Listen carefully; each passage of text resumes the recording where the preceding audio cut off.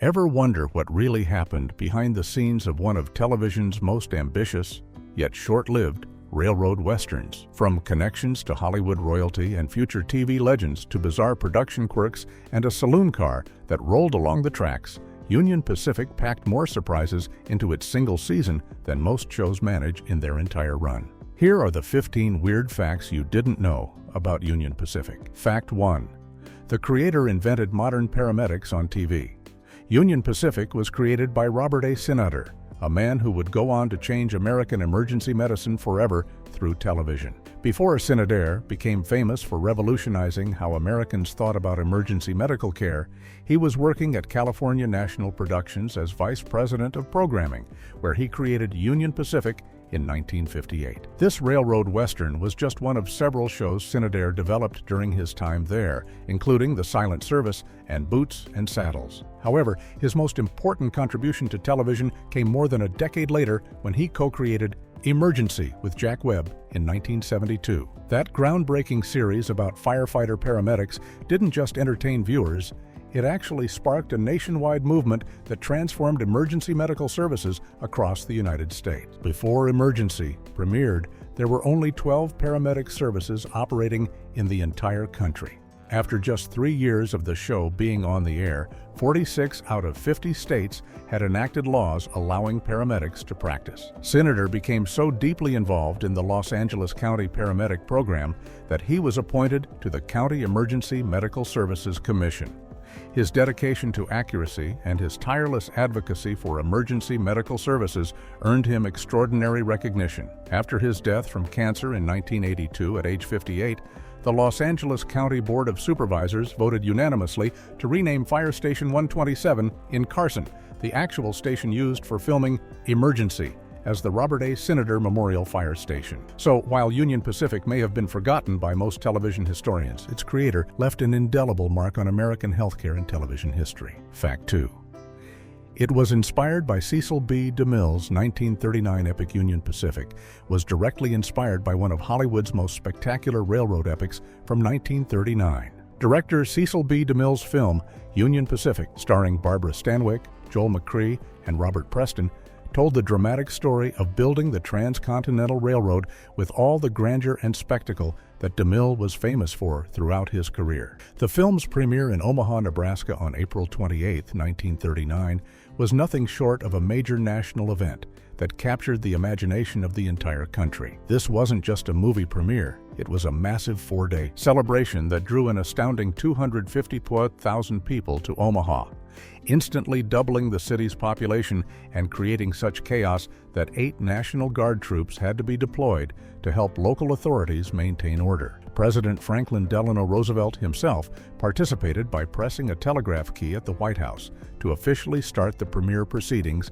and open the Civic Auditorium.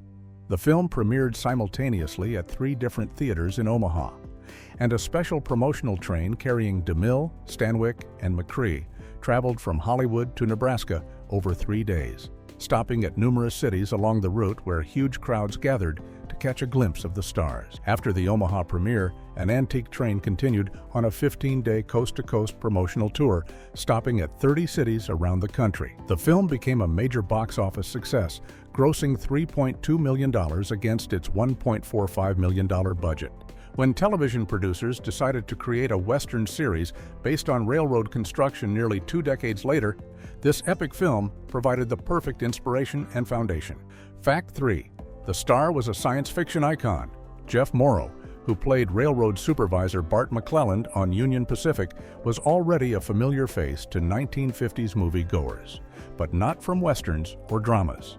Morrow had made his name playing heroic scientists and military leaders in some of the decade's most memorable science fiction films. Before taking on the role of a Civil War veteran overseeing railroad construction, Morrow starred in This Island Earth in 1955, one of the most acclaimed science fiction films of its era, with groundbreaking special effects and Technicolor cinematography. He followed that with The Creature Walks Among Us in 1956, the 3rd film in Universal's Creature from the Black Lagoon series. Then came Kronos in 1957, where he played Dr. Leslie Gaskell, fighting against a giant energy-absorbing robot from outer space.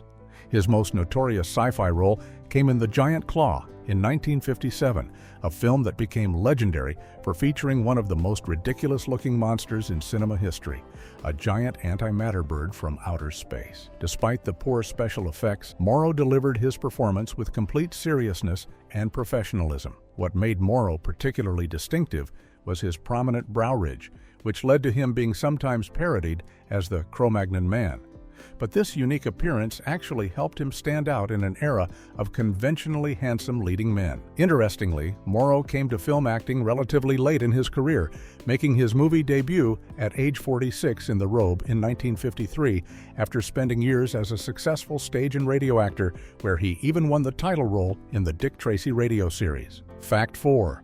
A mobile saloon followed the Railroad. One of Union Pacific's most distinctive and unusual elements was Georgia's Golden Nugget Saloon, a full-service drinking and gambling establishment that wasn't located in any town, but instead traveled right alongside the railroad construction crews.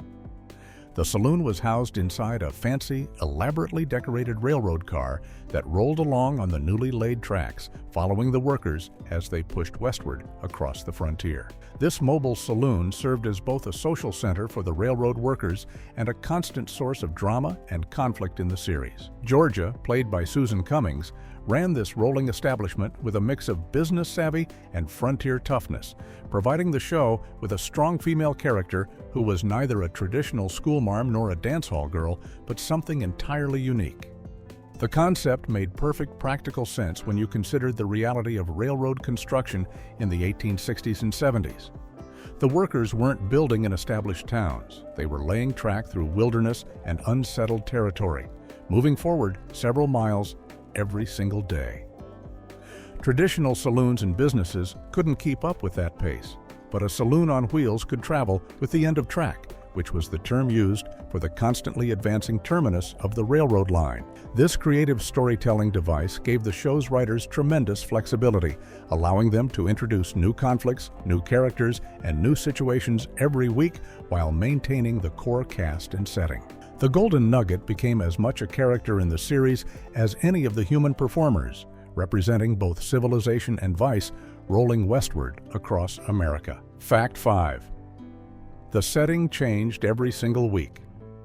Union Pacific broke away from the standard Western television formula in a fundamental way that made it genuinely unique among late 1950s cowboy shows. While series like Gunsmoke, Bonanza, and dozens of others were firmly anchored to specific locations like Dodge City or the Ponderosa Ranch, Union Pacific had no permanent home. The show's setting literally moved westward every single week as Bart McClelland and his crew laid more track, advanced further across the frontier, and encountered entirely new terrain and communities. This wasn't just a gimmick, it was built into the very premise of the series. The show followed the actual historical progression of the Union Pacific Railroad as it pushed from Omaha, Nebraska toward Promontory, Utah, where it would eventually meet the Central Pacific Railroad coming from California. Each episode took place at the end of track, the construction zone where workers were actively laying rails. And since real railroad crews in the 1860s could lay several miles of track per day during peak construction periods, the location changed constantly. This approach gave Union Pacific storytelling possibilities that other westerns couldn't match. The characters might deal with hostile landowners in Wyoming one week, face a winter supply shortage in a remote mountain valley the next week, then navigate tensions with a territorial government the following week. There was no town sheriff, no recurring townspeople, no familiar main street. Everything was transient and temporary except the core cast and the railroad itself. This made Union Pacific one of the first truly mobile westerns on television, anticipating later shows like Wagon Train and The Fugitive that would also embrace settings that moved from episode to episode. Fact 6. The lead actress started on TV at age 14. Susan Cummings, who played the tough and savvy saloon owner, Georgia, had one of the most unusual backgrounds of any actress working in 1950s television. Born as Gerda Suzanne Taffel in Bavaria, Germany on July 10, 1930, she was still a young child when her family made the life-changing decision to leave Germany. They immigrated to the United States on March 12, 1938, just 7 years old when she arrived, and the timing of their departure was remarkably fortunate, given that World War II would begin in Europe just 18 months later. Her family settled in Newark, New Jersey, where her father, Eugene Taffel, ran a bakery. Despite being an immigrant child still learning English and American culture, young Gerda, who would later take the stage name Susan Cummings, showed remarkable talent and ambition. By the time she was just 14 years old in 1944, she was already working professionally in the brand new medium of television, billed under her birth name as Suzanne Taffel. She became a regular performer on a variety show called At Home, which aired on WCBW, the New York City television station that would later become WCBS-TV. This was during the absolute earliest days of commercial television, when there were only a handful of stations in the entire country, and most Americans had never even seen a television set. The following year, at age 15, she made her Broadway debut in Carousel, the legendary Rodgers and Hammerstein musical. By the time she was cast as Georgia in Union Pacific, Cummings had already accumulated more than a decade of professional experience in television, film, and theater, despite being only 28 years old. Fact 7. It had legendary Hollywood bloodlines on crew. Union Pacific had an unexpected connection to one of silent cinema's most legendary and controversial filmmakers through a key member of its production crew. Erich von Stroheim Jr. served as assistant director on 6 episodes of the series during 1958 and 1959, bringing with him a family legacy that connected directly back to Hollywood's most audacious and uncompromising directors. His father, Erich von Stroheim, was one of the most influential auteur directors of the silent film era, famous for his obsessive attention to detail, his enormous budgets, and his bitter battles with studio executives. The elder von Stroheim directed masterpieces like Greed in 1924, which is still considered one of the finest films ever made, and he was notorious for his extravagance and perfectionism. Stories about his directing methods became Hollywood legend, like the time he insisted that Austrian guards in Foolish Wives wear correct and expensive regulation underwear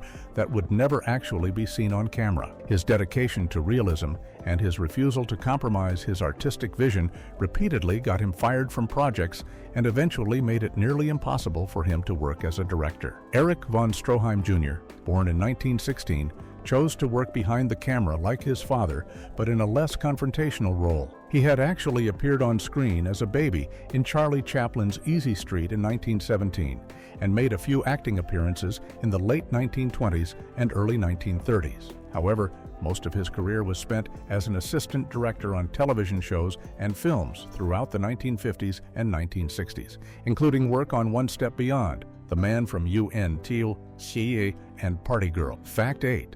A Gone with the Wind stint played the Dr. J.M. Kerrigan, who appeared in 4 episodes of Union Pacific as the crusty Scottish doctor named Dr. Fergus, brought impressive Hollywood credentials to this small television role. Born Joseph Michael Kerrigan in Dublin, Ireland on December 16, 1884, he had already enjoyed a long and distinguished career by the time he showed up on this syndicated Western. Kerrigan had started out as a newspaper reporter in Dublin before joining the legendary Abbey Theatre in 1907, where he became one of their most reliable performers in plays by William Butler Yeats, Lady Gregory, and John Millington Synge. He created the role of Sean Keogh in the original production of The Playboy of the Western World, a play so controversial that it caused riots when it was performed in New York in 1911. By the 1920s, Kerrigan had moved to Broadway, and in 1935 he relocated permanently to Hollywood after being recruited by director John Ford to appear in The Informer.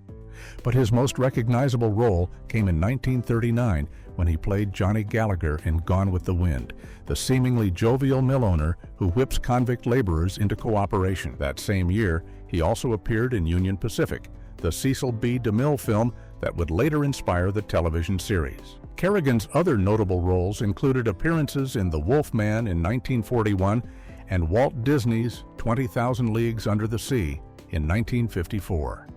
By the time he guest starred on the Union Pacific television series, he was in his mid-70s and near the end of his career. He died in Hollywood on April 29, 1964, at age 79. Fact 9. It was filmed at Hollywood's most famous ranch, Union Pacific, was filmed at a location that holds a special place in Hollywood history as the most photographed outdoor filming site in the entire history of movies and television. Iverson Movie Ranch in Chatsworth, California, located about 20 miles northwest of downtown Los Angeles in the rocky foothills of the Santa Susana Mountains, served as the primary filming location for the series. This 500-acre property, with its distinctive sandstone boulders, oak trees, and dramatic rock formations, had been welcoming film productions since 1912, when the completion of the California Aqueduct brought water and settlers to the San Fernando Valley. The ranch was owned by the Iverson family, Swedish and Norwegian immigrants who discovered that renting their land to movie companies was far more profitable than farming or ranching. By the 1930s and 40s, Iverson Ranch had become the go-to location for B-westerns and serials, with its scenic terrain appearing in countless chase scenes and shootouts. An estimated 3,500 productions, split almost evenly between movies and television episodes, were filmed there during its peak years. The ranch's versatility was remarkable. Its rocky landscape doubled for Africa, Asia, the Middle East, and alien planets in addition to the American West. Television westerns like The Lone Ranger, The Roy Rogers Show, Gunsmoke, and Bonanza all filmed extensively at Iverson. The famous opening sequence of The Lone Ranger, with the masked hero riding his white horse Silver up a narrow trail to a dramatic rock outcropping, was shot at Iverson. By the time Union Pacific was filming there in 1958 and 1959, the ranch was at the peak of its popularity as a television location. Fact 10. It produced exactly 39 episodes before cancellation. Union Pacific ran for precisely one season, producing 39 half-hour episodes that aired between September 1958 and June 1959 before the series was canceled. The show premiered with an episode titled Black Hills Incident on September 27, 1958, and concluded its run with an episode called To the Death on June 13, 1959. Despite the ambition of its concept and the quality of its production values, Union Pacific never developed the audience following that it needed to survive in the extremely competitive late 1950s television landscape. This was a particularly brutal time for westerns trying to break through, because the market was absolutely saturated with cowboy shows. The 1958 through 1959 television season saw dozens of western series competing for viewers, including established hits like Gunsmoke, Have Gun Will Travel, Wagon Train, and Maverick, plus numerous new shows launching at the same time as Union Pacific. The show's first-run syndication status, meaning it wasn't backed by a major network, probably didn't help its chances either. Syndicated shows had to compete station by station against network programming, and without the promotional muscle of ABC, CBS, or NBC behind it, Union Pacific struggled to find its audience. The series was produced by California National Productions, a subsidiary of NBC, with George M. Cahan serving as producer. Robert A. Sinader created the series and served as one of the key creative forces behind it. After cancellation, the 39 episodes continued to air in reruns in various markets and were eventually released on DVD decades later, allowing new generations to discover this forgotten railroad western. Fact 11. It aired in syndication, not on networks. Union Pacific took an unusual path to American television screens that set it apart from nearly every other Western series of its era. Rather than airing on one of the three major television networks, ABC, CBS, or NBC, the show was distributed as a first-run syndicated series, meaning it was sold directly to individual television stations across the country that could air it whenever they chose in their local schedules. This business model was less common in the late 1950s than it would become in later decades, and it presented both opportunities and challenges for a new series. California National Productions, the company that produced Union Pacific, was actually a subsidiary of NBC, but the network chose not to air the series on its own schedule, instead letting their production arm sell it station by station in syndication. First-run syndication meant that these episodes were being created specifically for the syndication market rather than being old network shows sold for reruns. Stations purchasing Union Pacific could schedule it whenever they wanted, which meant viewers in different cities might see episodes on different days and at different times. Some stations might air it on Saturday afternoons, others on weekday evenings, and still others might slot it in late-night hours. This lack of consistent scheduling nationwide made it difficult for the show to build a reliable audience or generate the kind of word-of-mouth buzz that network shows could achieve when millions of viewers watched the same episode at the same time. The syndication approach did offer advantages, including keeping all the profits rather than sharing with a network and potentially reaching viewers in markets where network programming was already saturated with westerns. However, for Union Pacific, these advantages weren't enough to overcome the challenges, and the series failed to develop the following it needed to continue beyond 39 episodes. Fact 12. The BBC loved it more than Americans did.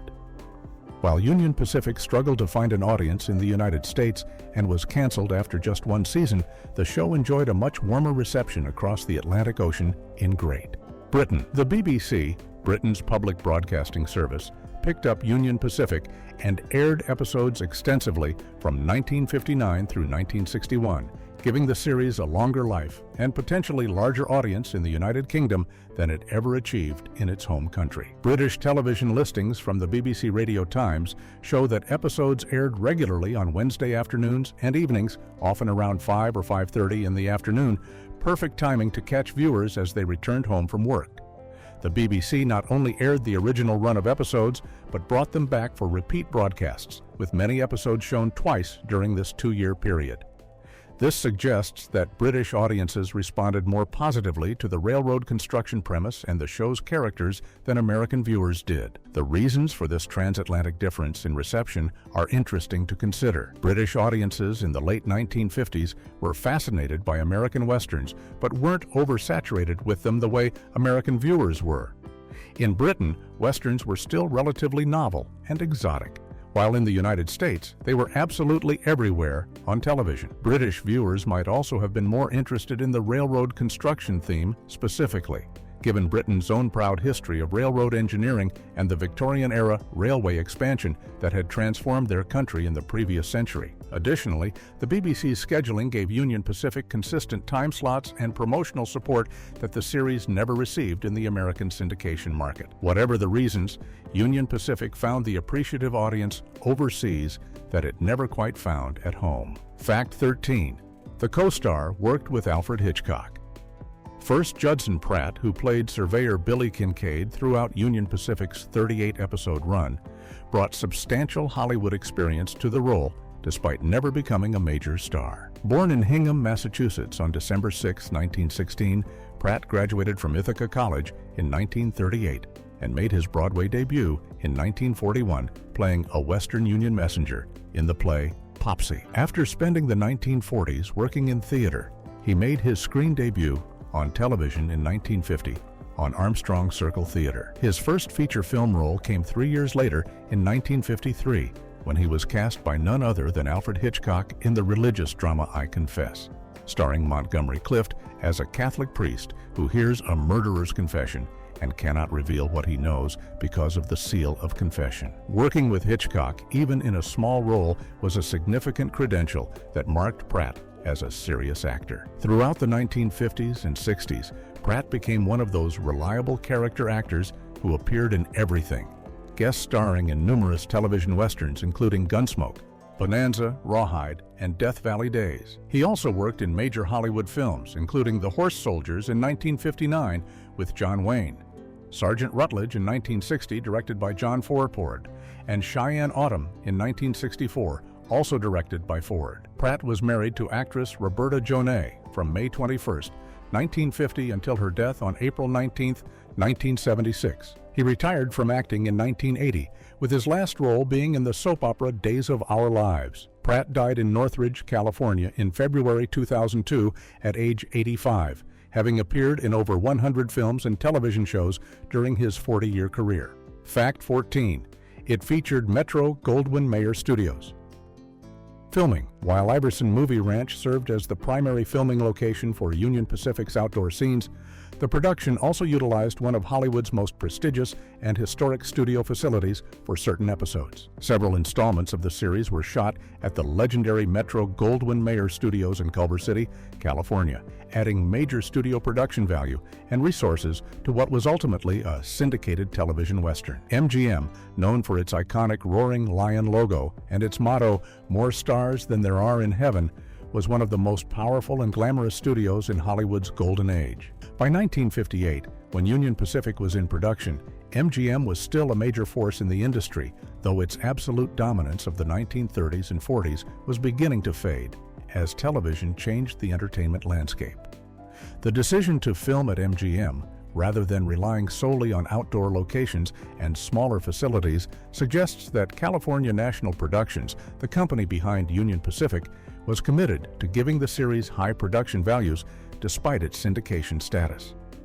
Access to MGM's resources meant the show could utilize professional sound stages for interior scenes, extensive prop departments with authentic period costumes and equipment, and experienced technical crews who worked on major motion pictures. Episodes like The Challenger, broadcast on December 20th, 1958, and Payroll to Cheyenne, which aired on October 18, 1958, both list MGM Studios as a filming location in production records. This mixing of location shooting at Iverson Ranch with studio work at MGM created a visual style that combined the authenticity of real outdoor Western terrain with the polish and technical sophistication that could only be achieved on professional sound stages with controlled lighting and acoustics. Fact 15. The show had two different UK episode titles. Union Pacific underwent an interesting transformation when it crossed the Atlantic Ocean to air on British television, with at least one episode receiving a completely different title for UK audiences than it had for American viewers. The episode, known as Medicine Show, in the United States was broadcast as Help Wanted when it aired on the BBC in November 1959, and again in its repeat broadcast in November 1960. This change in episode titles reveals how international television distributors and broadcasters in the late 1950s often felt free to repackage American content for foreign audiences, assuming that different cultural contexts might require different marketing approaches. The original American title, Medicine Show, would have been instantly recognizable to American viewers familiar with traveling salesmen who sold dubious patent medicines and cure-alls from wagons on the frontier. However, British audiences might not have had the same cultural reference points for this uniquely American phenomenon, so retitling the episode as Help Wanted possibly emphasized different story elements that the BBC thought would be more accessible or appealing to British viewers. This practice of retitling episodes for international distribution was fairly common in early television, when broadcasters had much more freedom to modify imported content than they would in later decades when international copyright and licensing agreements became more standardized.